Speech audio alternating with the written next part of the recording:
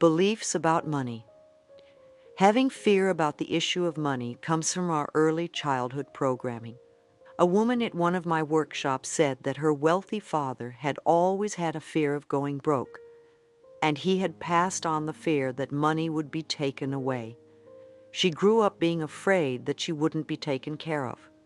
Her freedom with money was tied to the fact that her father manipulated his family through guilt.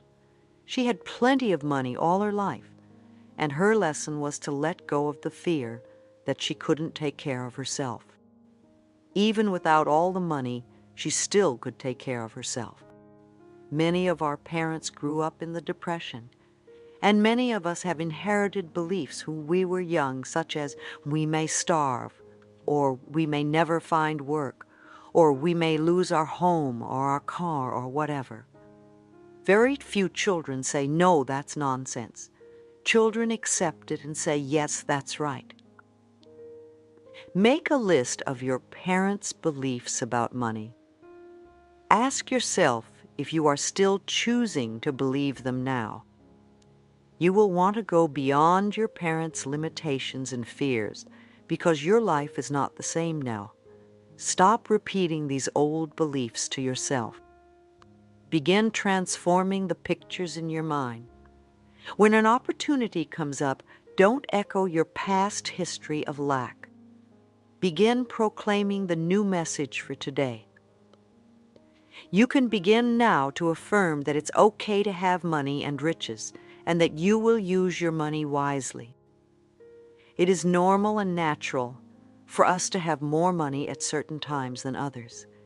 If we can trust the power within us to always take care of us no matter what, we can easily flow through the lean times, knowing that we will have more in the future. Money isn't the answer. Although many of us think that if we have a lot of money, everything will be fine. We won't have any more problems or worries. But money is truly not the answer. Some of us have all the money that we could ever need, and we still aren't happy. Be grateful for what you have.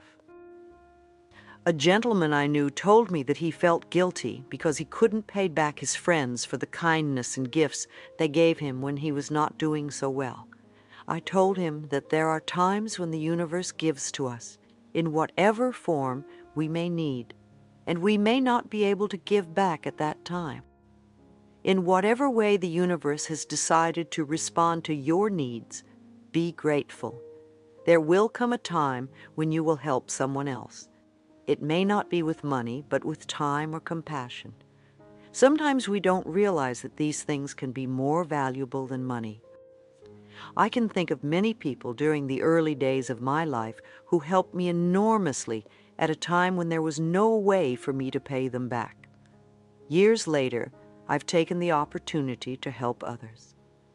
Too often we feel we must exchange prosperity. We must reciprocate. If someone takes us to lunch, we immediately have to take them out to lunch. Or somebody gives us a gift, and we immediately have to buy one for them. We could learn to receive with thanks. Learn to accept, because the universe perceives our openness to receive as not just exchanging prosperity. Much of our problem stems from our inability to receive. We can give, but it's so difficult to receive. When someone gives you a gift, smile and say thank you. If you say to that person, oh, it's the wrong size or the wrong color, I guarantee the person won't ever give you another gift. Accept graciously. And if it really isn't right for you, give it to someone else who can use it. We want to be grateful for what we do have, so that we can attract more good to us. If we focus on lack, then we will draw it to us. If we are in debt, we need to forgive ourselves, not berate ourselves. We need to focus on the debt being paid off by doing affirmations and visualizations. The best thing we can do for people who are having money problems is to teach them how to create it in consciousness, because then it's lasting. It's much more lasting than handing them some money. I'm not saying don't give your money away, but don't give it away because you feel guilty. People seem to say, well, I have to help other people. You're people too. You are somebody, and you're worthy of prosperity. Your consciousness is the best bank account you can have. When you put in worthwhile thoughts, you will reap large dividends. Tithing is a universal principle. One of the ways to attract money into your life is to tithe. Tithing 10% of your income has long been an established principle. I like to think of it as giving back to life. When we do that, we seem to prosper more. The churches have always wanted you to tithe to them. It's one of their principal ways of gathering income. In current years, that has expanded to tithing to where you get your spiritual food. Who or what has nourished you on your quest for improving the quality of your life? That could be the perfect place for you to tithe. If tithing to a church or a person doesn't appeal to you, there are many wonderful nonprofit organizations that could benefit others by your contributions. Investigate and find the one that is right for you. People often say, I will tithe when I have more money. Of course, then they never do. If you are going to tithe, start now and watch the blessings flow. However, if you only tithe to get more, then you have missed the point. It must be freely given or it won't work. I feel that life has been very good to me, and I gladly give to life in various ways. There is so much abundance in this world just waiting for you to experience it. If you would know that there is more money than you could ever spend, or more people than you could ever meet, and more joy that you could possibly imagine, you would have everything you need and desire. If you ask for your highest good, then trust the power within to provide it for you. Be honest with yourself and others. Don't cheat, not even a little. It will only come back to you. The infinite intelligence that permeates all says yes to you. When something comes into your life, don't push it away. Say yes to it. Open yourself to receiving good. Say yes to your world. Opportunity and prosperity will increase 100-fold.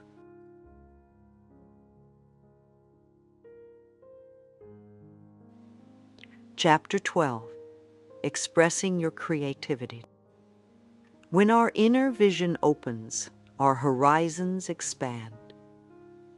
Our work is a divine expression. When people ask me about my purpose in life, I tell them that my work is my purpose. It is very sad to know that most people hate their jobs, and even worse, that they don't know what they want to do. Finding your life's purpose, finding work that you love to do, is loving who you are. Your work serves as your expression of creativity. You need to go beyond your feelings of not being good enough or not knowing enough. Allow the creative energy of the universe to flow through you in ways that are deeply satisfying to you. It doesn't matter what you do, as long as it is satisfying to your being and it fulfills you. If you hate where you work or hate what you're doing, you will always feel the same about your job unless you change inside. If you go to a new job with your same old work beliefs, you will only feel the same way again in time. Part of the problem is that many people ask for what they want in a negative way. One woman had a very difficult time stating what she wanted in a positive way. She kept repeating, I don't want this to be a part of the job, or I don't want this to happen, or I don't want to feel the negative energy there. Can you see that she was not declaring what she did want? We need to be clear on what we want. Sometimes it's troublesome to ask for what we want. It's so easy to say what we don't want. Start declaring what you want your work to be.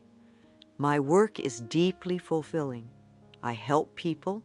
I am able to be aware of what they need. I work with people that love me. I feel safe at all times. Or perhaps, my work allows me to express my creativity freely. I earn good money doing things I love. Or, I am always happy at work. My career is filled with joy and laughter and abundance. Always declare in the present tense. What you declare, you will get. If you don't, then there are beliefs within you that are refusing to accept your good. Make a list of what I believe about work. You may be amazed at the negative beliefs within you. You won't prosper until you change those beliefs. When you work at a job you hate, you are shutting down your power to express itself. Think of the qualities you want in a job, what it would feel like if you had the perfect job. It is essential that you are clear about what you do want. Your higher self will find a job that is right for you. If you don't know, be willing to know. Open yourself to the wisdom that is inside you. I learned early through Science of Mind that my job was to express life. Every time I was presented with a problem, I knew it was an opportunity to grow, and that the power that created me had given me everything I needed to solve that problem. After my initial panic, I would quiet my mind and turn within. I gave thanks for the opportunity to demonstrate the power of the divine intelligence working through me. When at one of my workshops wanted to be an actress, her parents persuaded her to attend law school, and she was under a lot of pressure from everyone around her to go into law. However, she stopped going after 1 month. She decided to take an acting class because that is what she always wanted to do. Soon after, she started having dreams that she was going nowhere in her life, and she became miserable and depressed. She was having a problem letting go of her doubts and had reservations about making the biggest mistake in her life, which she feared she could never go back and change. I asked her, "Whose voice is that in there?" And she said those were the words that her father had told her several times. There are many people who can relate to this young woman's story. She wanted to act, and her parents wanted her to be a lawyer. She got to a point of confusion, not knowing what to do. She needed to understand that it was her father's way of saying, "I love you." If she became a lawyer, he felt she would be safe and secure, and that's what he wanted. However, it's not what she wanted. She had to do what was right for her life, even if it did not meet her father's expectations. I told her to sit in front of the mirror and look into her eyes and say, "I love you, and I support you in having what you really want. I'm going to support you in every way that I can." I told her to take the time to listen. She needed to connect to her inner wisdom and realize that she didn't have to please anyone other than herself. She could love her father and still fulfill herself. She had the right to feel worthy and able to do it. And she could tell her father, "I love you, and I don't want to be a lawyer. I want to be an actress," or whatever. It's one of our challenges to do what is right for us, even when those who care about us have other ideas. We are not here to fulfill other people's expectations. When we have strong beliefs that we don't deserve, we have problems doing what we want. If other people tell you that you can't have, and then you deny yourself, the child inside you doesn't believe it deserves anything good. Again, it comes back to learning and practicing ways to love yourself more each day. I repeat, do begin by writing down everything you believe about work and failure and success. Look at all the negatives and realize that those are the beliefs that keep you from flowing in this area. You may find you have many beliefs that say you deserve to fail. Take each negative statement and turn it into a positive one. Begin to shape in your mind what you want your fulfilling work to be. Your income can come from many sources. How many of us believe that we have to work hard to earn a good living? Especially in this country, there is a work ethic that implies that one must work hard to be a good person. And in addition to that, work is drudgery. I have found that if you work at what you love, you can usually create a good income for yourself. If you continually say, "I hate this job," you will get nowhere. Whatever you are doing, bring love and a positive attitude into it. If you are in an uncomfortable situation, look within to see what is the best lesson for you to learn from it. One woman told me that her belief system allowed money to come to her from all sorts of unexpected sources. Her friends criticized her ability to draw wealth to her in her unique way and insisted that she had to work hard to earn money. She said that they knew she didn't work hard at all. So she began to run the fear that if she didn't work hard, that meant that she didn't deserve the money she had. Her consciousness was on the right track originally. She needed to thank herself instead of becoming fearful. She understood how to manifest abundance, and her life was working in that area without any struggle. However, her friends wanted to pull her down because they all worked hard and they didn't have as much money as she did. Many times I reach out my hand to others, and if they take it and want to learn new things and go places, it's wonderful. If they try and drag me down, I say goodbye, and I work with somebody who really wants to come up out of the mud. If your life is filled with love and joy, don't listen to some miserable, lonely person who tells you how to run your life. If your life is rich and abundant, don't listen to someone who is poor and in debt tell you how to run it. Very often our parents are the ones telling us how to do things. They often come from a place of burden and hardship and misery, and then try to tell us how to run our lives. Many people worry about the economy and believe they will either earn or lose money due to the economic situation at present. However, the economy is always moving up and down. So it doesn't matter what is happening out there or what others do to change the economy. We are not stuck because of the economy. No matter what is happening out there in the world, it only matters what you believe about yourself. If you have a fear about becoming homeless, ask yourself, where am I not at home within myself? Where do I feel abandoned? What do I need to do to experience inner peace? All outer experiences reflect inner beliefs. I have long used the affirmation, "My income is constantly increasing."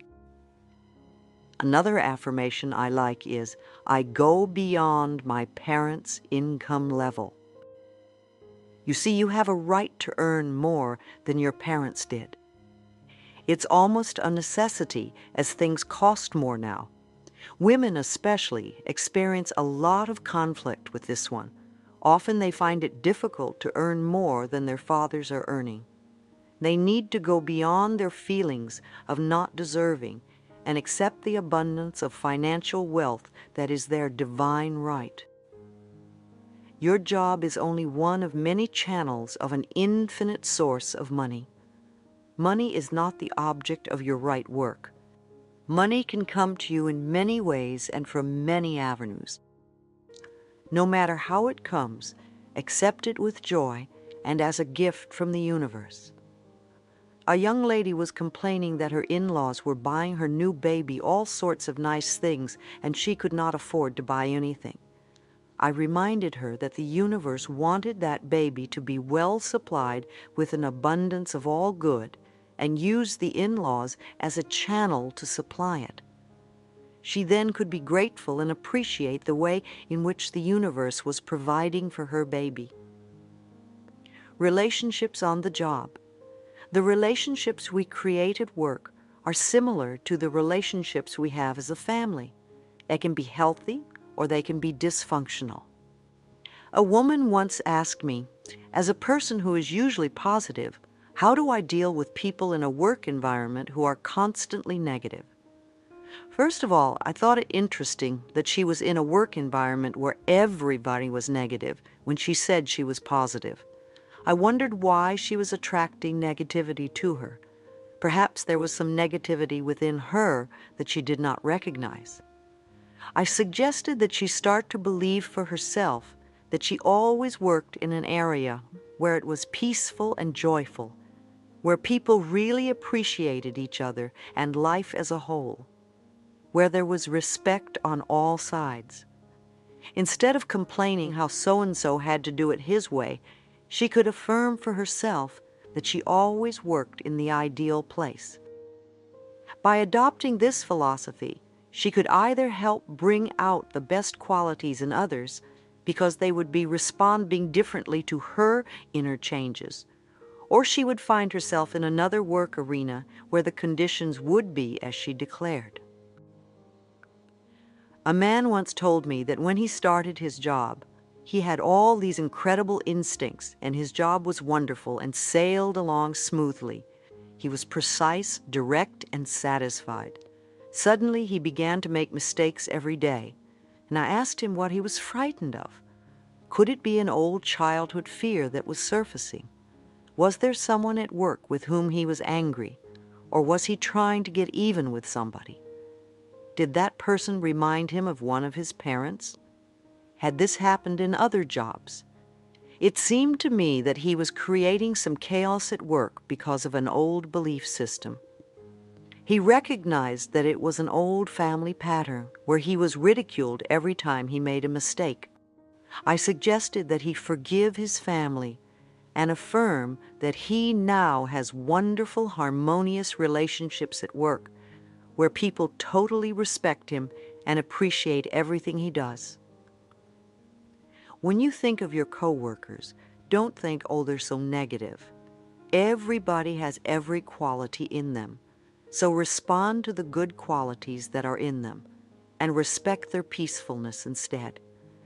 When you can focus on these qualities, they will rise to the surface. If others are constantly saying negative things, don't pay attention. You want to change your consciousness. Since they are reflecting something negative within you, when your consciousness really changes, negative people won't be around very much. Even if you feel frustrated, start affirming what you want to have in your workspace. Then accept it with joy and thanksgiving. One woman had an opportunity at work to do what she loved and to grow from the experience. However, she would constantly get sick and sabotage herself. She recalled that when she was a child, she was always getting sick because it was her way of getting love and affection. So she kept recreating the pattern of getting sick as an adult. What she needed to learn was how to get love and affection in a more positive way.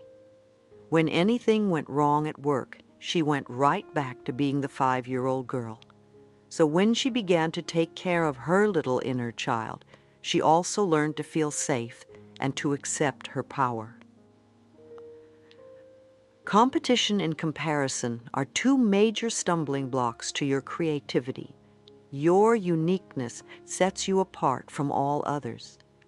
There has never been another person like you since time began. So what is there to compare or compete with? Comparison either makes you feel superior or inferior, which are expressions of your ego, your limited mind thinking. If you are going to compare to make yourself feel a little bit better, then you are saying somebody else isn't good enough. If you put others down, you may think you will raise yourself up. What you really do is put yourself in a position to be criticized by others.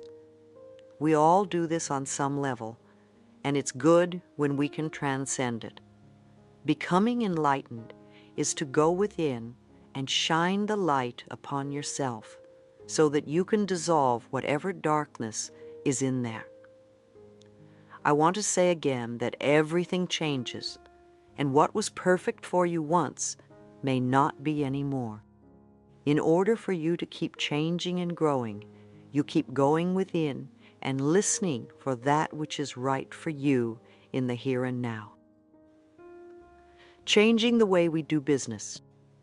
For the past several years, I've owned my own business. My motto has been that we open the mail and answer the phone and handle what is in front of us, and there is always plenty to do. As we did this day by day, the business grew from a few people to well over 20 employees. We established our business on spiritual principles, using affirmations to open and close meetings.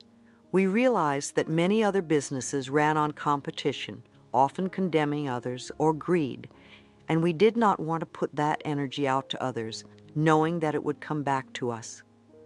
We decided that if we were going to live by the philosophy, we were not going to operate under the old concepts of doing business.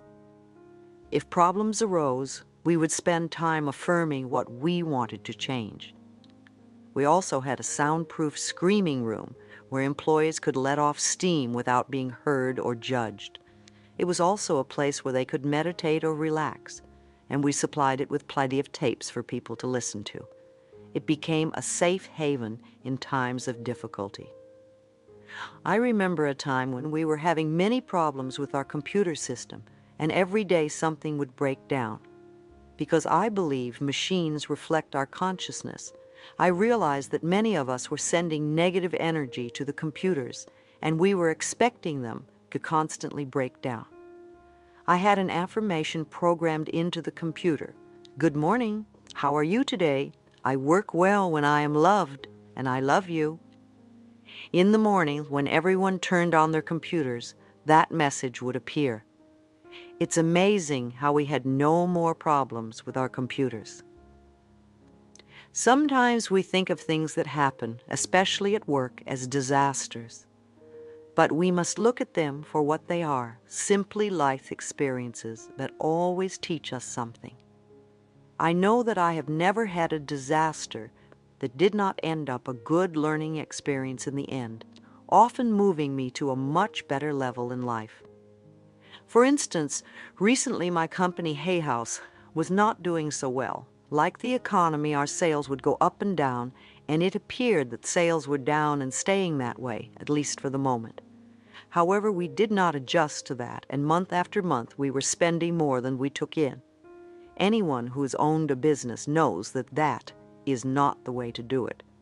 Eventually it looked as if I would lose my business if I didn't take some drastic measures. Those drastic measures included letting go of over half my staff. You can imagine how difficult it was for me to do that. I remember walking into the conference room where all my staff had gathered to deliver the news. I was in tears, but I knew it had to be done. As difficult as it was for all of us, I also trusted that my much-loved employees would soon find new and better jobs, and almost all of them have. Some of them have even started their own businesses and are very successful. At the darkest time, I kept knowing and affirming that this experience would turn out to be for the highest good of all concerned. Of course, everyone else assumed the worst. Rumors were flying that Hay House was belly up, not just within the people I knew, but all over the country. Our sales staff were surprised that so many business people even knew about our company, let alone its financial condition.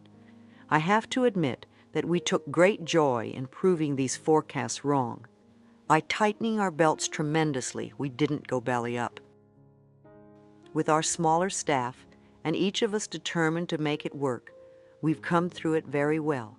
But most importantly, we have learned a lot. In the meantime, Hay House is now doing better than ever. My staff is enjoying their work, and I am enjoying my staff.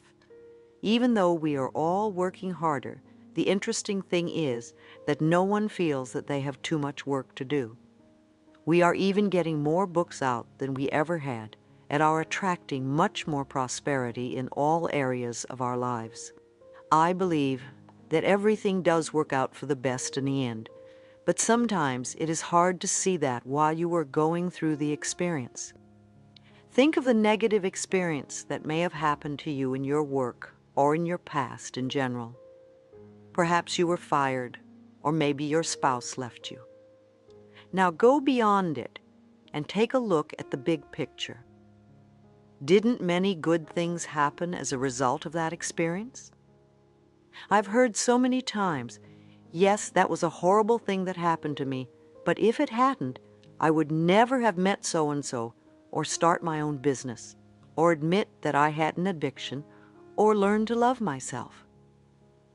By trusting the divine intelligence to let us experience life in the way that is best for us, we empower ourselves to actually enjoy everything that life has to offer, the good as well as the so-called bad. Try applying this to your work experiences and notice the changes that happen to you. Those who own or operate businesses can begin to function as an expression of divine intelligence. It is important to keep the lines of communication open with employees and allow them to express their feelings about their work in a safe way. Make sure the offices are a neat and clean place to work. Here again, clutter in an office reflects the consciousness of the people working there. With all the physical clutter, how can the mental or intellectual tasks be done well and on time? You could adopt the statement of purpose that reflects the desired philosophy of your business. At Hay House, we feel our purpose is creating a world where it is safe for us to love each other. When you allow divine intelligence to operate in all aspects of business, then everything flows on purpose and according to a divine plan. The most wonderful opportunities will fall in your lap.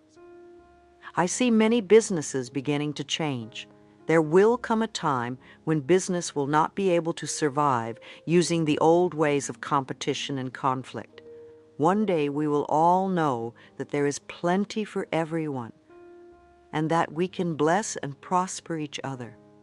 Companies can begin to shift their priorities and make it a great place for their workers to express themselves and have their products and services benefit the planet in general. People want to get more out of their work than just a paycheck. They want to contribute to the world and feel fulfilled. In the future, the ability to do good on a global level will overshadow the need for materialism.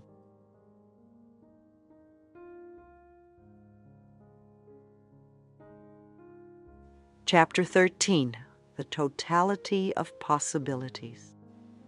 Each one of us is totally linked with the universe and with all of life. The power is within us to expand the horizons of our consciousness.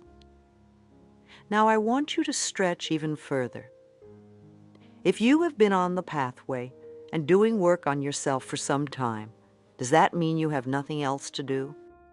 Are you really going to sit on your laurels and rest?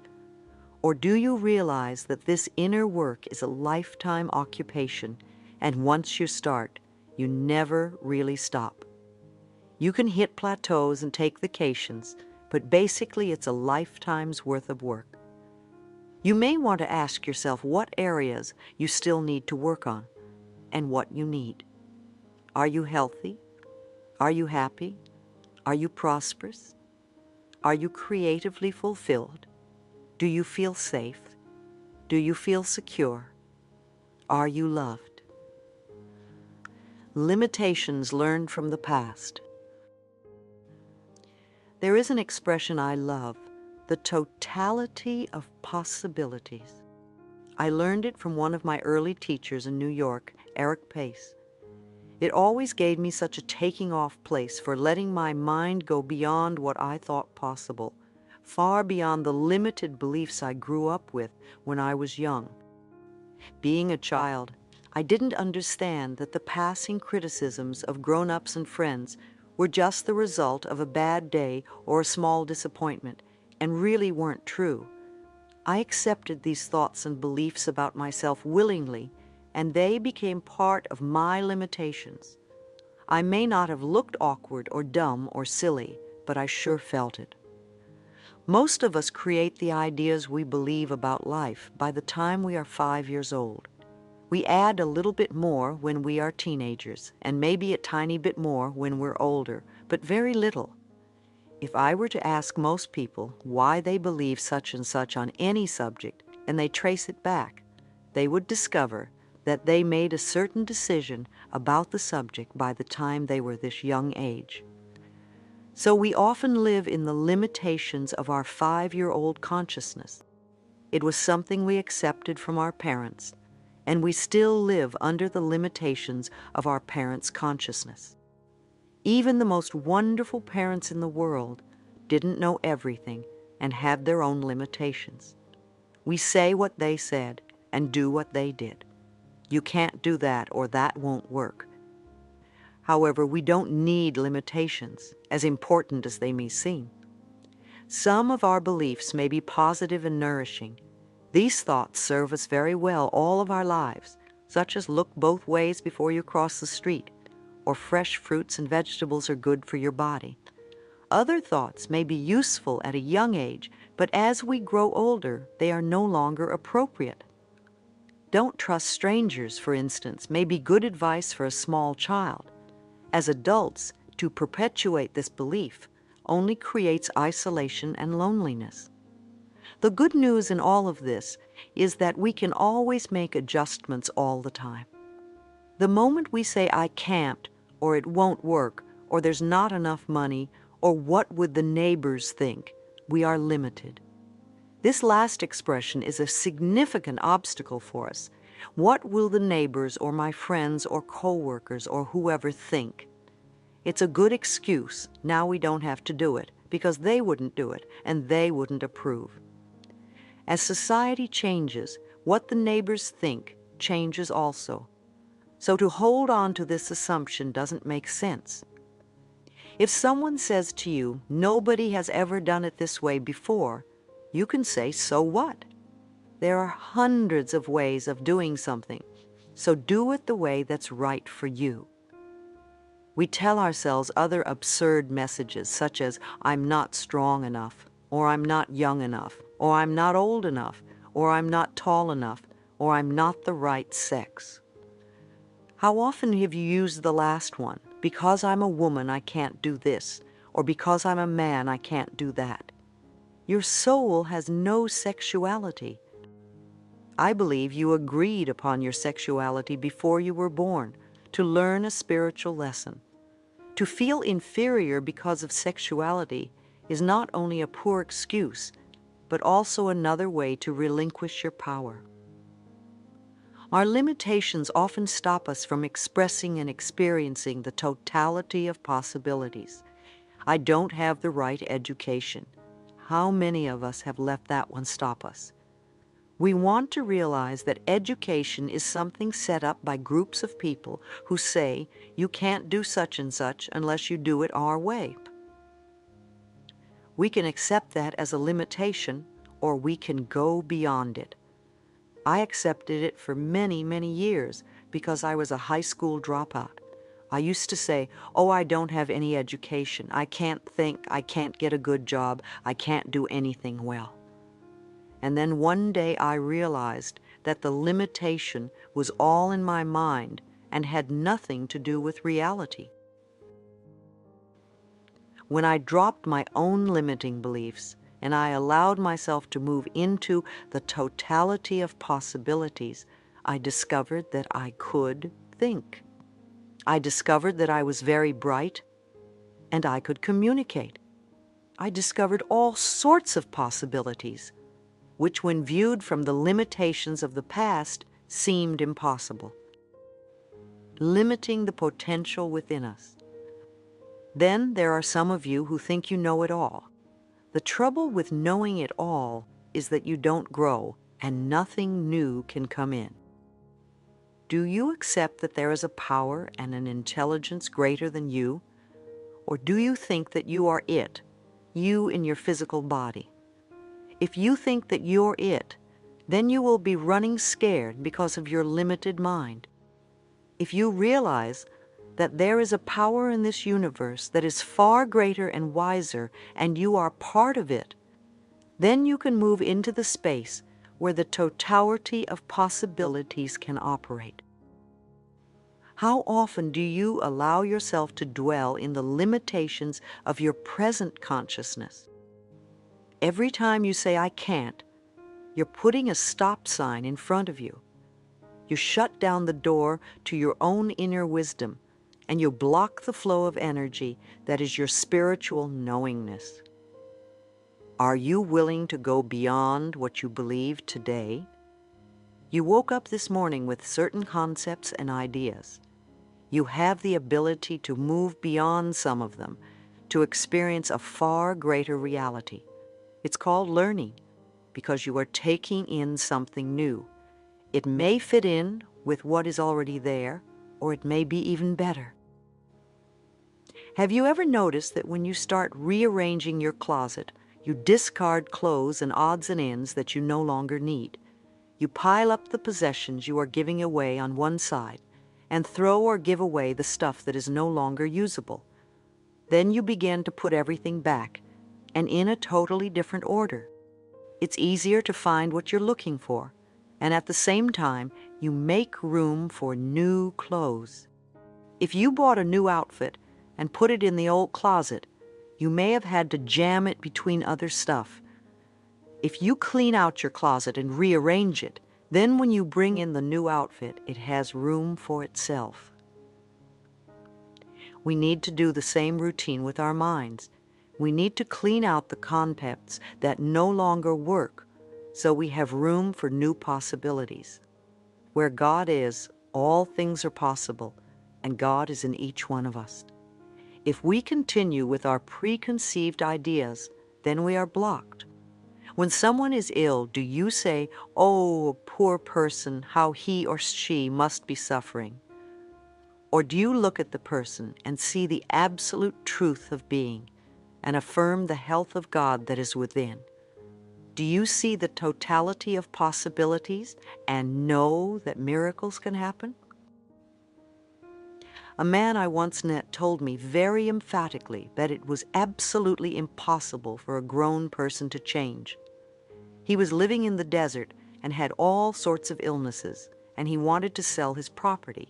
He didn't want to change his thinking, so he was very rigid when it came time to negotiate with a buyer. It had to be done his way. It was apparent that he would have a very burdensome time trying to sell his property because his belief was that he could never change. All he had to do was open his consciousness to a new way of thinking. Expanding our horizons. How do we keep ourselves from moving in through this totality of possibilities? What else limits us? All our fears are limitations. If you are frightened and you say, "Attack, it won't work," what will happen? Fearful experiences will come back. Judgments are limitations. None of us like to be judged, yet how often do we do it? We are encouraging limitations by our judgments. Every time you find yourself judging or criticizing, no matter how small, remind yourself that what goes out comes back. You may want to stop limiting your possibilities and change your thinking to something wonderful. There is a difference between being judgmental and having an opinion. Many of you are asked for your opinion of something. In actuality, you are really giving your judgment.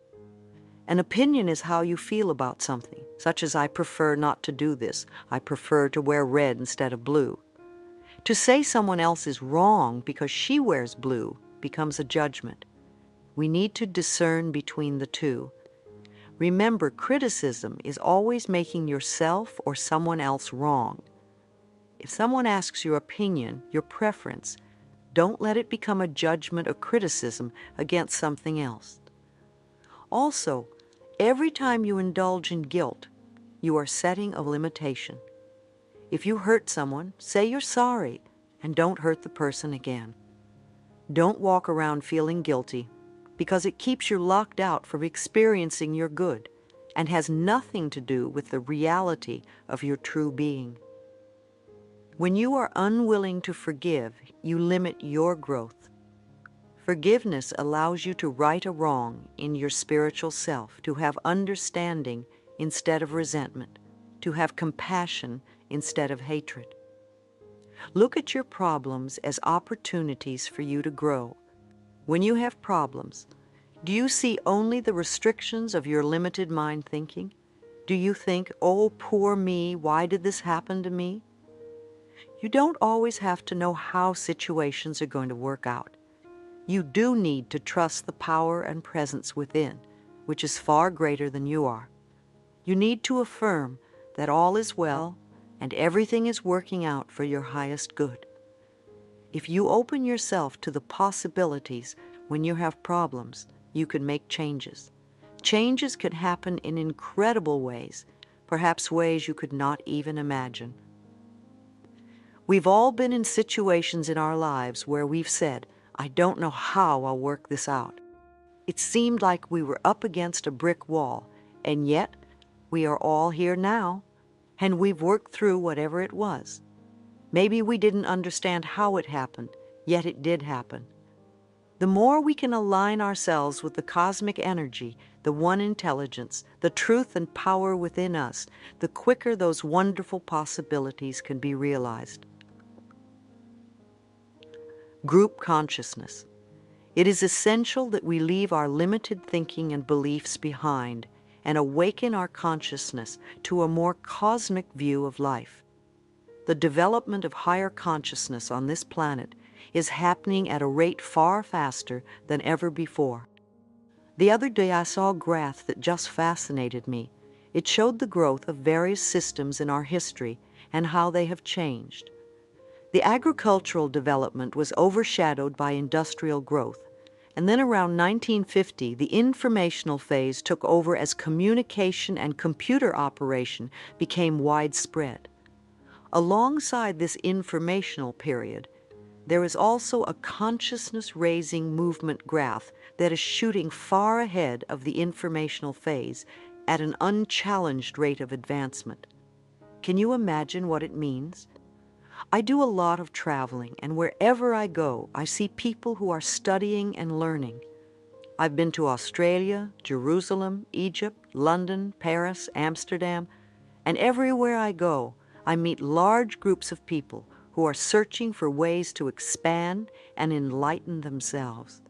They are fascinated by how their minds work, and they are using their wisdom to take control of their lives and their experiences. We are reaching new levels of spirituality. Although religious wars are still being fought, they are becoming less and less prevalent. We are beginning to connect with one another on higher levels of consciousness. The collapse of the Berlin Wall and the birth of freedom in Europe are examples of our expanding consciousness, as freedom is our natural birthright. As the consciousness of each person awakens, group consciousness becomes influenced as well. Every time you use your consciousness in a positive way, you are connecting with other people who are doing the same. Every time you use it in a negative way, you are also connecting to that. Every time you meditate, you are connecting with other people on the planet who are meditating. Every time you visualize good for yourself, you do it for others as well. Every time you visualize the healing of your body, you connect with others who are doing the same thing.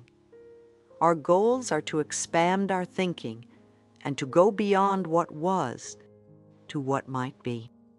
Our consciousness can create miracles in the world.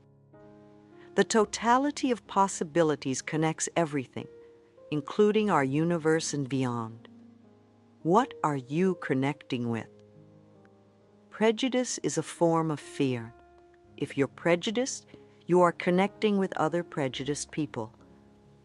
If you open your consciousness and do the best you can to work on a level of unconditional love, then you connect with the curve on the graph that is climbing upwards.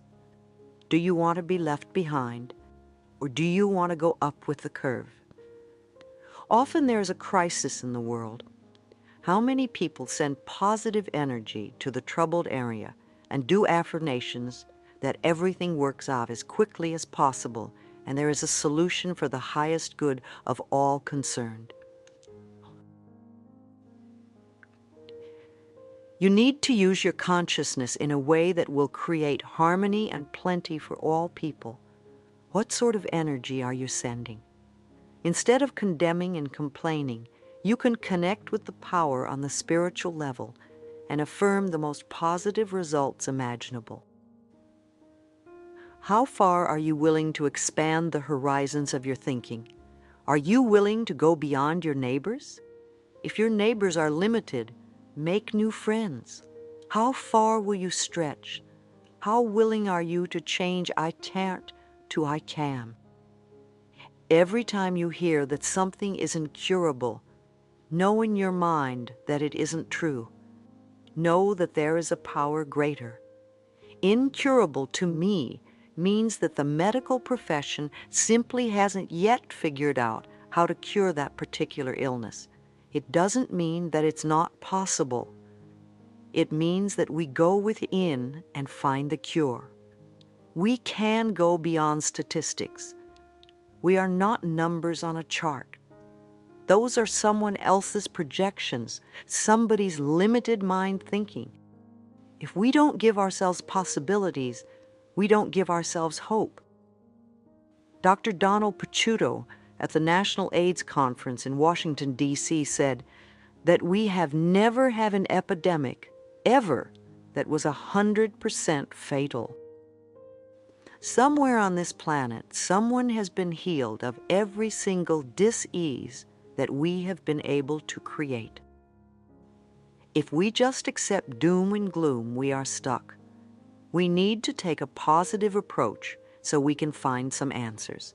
We need to begin to use the power within us to heal ourselves. We have other powers. It is said that we only use 10% of our brain, only 10%. What is the purpose of the other 90%? I think having psychic ability, telepathy, clairvoyance, or clairaudience are all normal and natural. It's just that we don't allow ourselves to experience these phenomena. We have all sorts of reasons why we don't, or why we don't believe we can. Little children are often very psychic. Unfortunately, parents immediately say, "Don't say that," or "That's your imagination," or "Don't believe in that foolish nonsense." The child inevitably turns off these abilities. I think the mind is capable of remarkable things, and I know for certain that I could go from New York to Los Angeles without a plane if I only knew how to dematerialize and rematerialize there. I don't know how yet, but I know it is possible. I think that we are capable of accomplishing incredible achievements, but we haven't the knowledge yet because we won't use it for our good. We will probably hurt others with the knowledge. When we can get to the point where we really live in unconditional love, then we can begin using the other 90% of our brains. Firewalking. How many of you heard about firewalking? Whenever I ask this question at seminars, several hands always go up. And yet we all know that it is totally impossible to walk on hot coals, right? Nobody can do it without burning their feet. Yet people have done it, and they aren't extraordinary people. They are people like you and me, and they probably learned it in one evening by attending a firewalking workshop. I have a friend, Darby Long, who works with Dr. Carl Symington, the cancer specialist. They do a week-long workshop for people with cancer, and during the week they have a firewalking demonstration. Darby has done it herself many times and has even carried people across the hot coals. I always think how incredible it must be for people with cancer to see and experience such a process. It probably blows a lot of people's minds. Their concepts about limitation would somehow be different afterwards. I believe Tony Robbins, the young man who started firewalking in this country, is here to do something really extraordinary on the planet. He studied MLP, neuro-linguistic programming, a process whereby he could observe someone's patterns of behavior and then repeat that person's responses and cues of behavior to achieve similar results. NLP is based on the hypnotic techniques of Milton Erickson, which was systematically observed and recorded by John Grindler and Richard Bandler. When Tony heard about firewalking, he wanted to learn it and in turn teach it to others. He was told by a yogi that it would take years of study and meditation.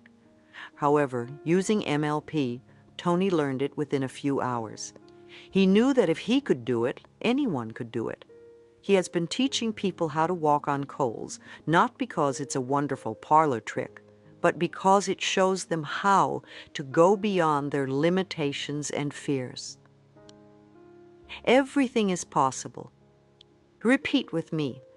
I live and dwell in the totality of possibilities. Where I am, there is all good. Think about these words for a minute.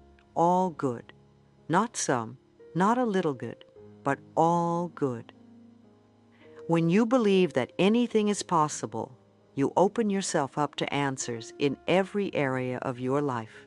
Where we are is the totality of possibilities. It is always up to us, individually and collectively.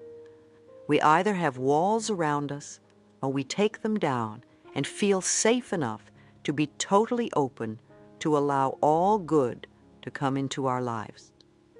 Begin to observe yourself. Notice what is going on inside you, how you feel, how you react, what you believe. And allow yourself to observe without comment or judgment. When you can, you will live your life from the totality of possibilities. Part 5, Letting Go of the Past.